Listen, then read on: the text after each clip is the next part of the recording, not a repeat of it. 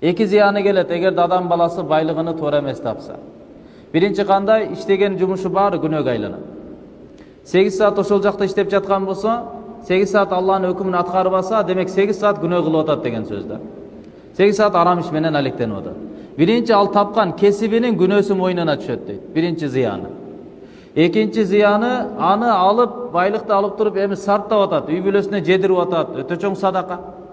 Пайгамбарыбыз саллаллаху алейхи вассалам айткандай, бир байлык сарпталат адам үй бүлөсүнө, бир байлык сарпталат Алла жолуна, бир байлык сарпталат муктаж адамдарга.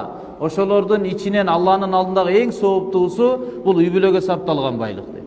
Яны үй бүлөңө сарптап атасың, чоң бир садака кылып атасың. Өзүңө сарптап атасың, чоң садака кылып атасың. Туугандарыңа, муктаждарга сарптап атасың, чоң садака кылып атасың. Бирок арам иштегендин кесепети эмне? Биринчи иштеген учурдагы күнөөнү аласың, экинчи сарптагандагы сооптон да куру каласың. Сооп жок. Себеби арамдан тапкансың ал акчаны. Акчада эч бир айып жок, жөнөкөй эле кагаз.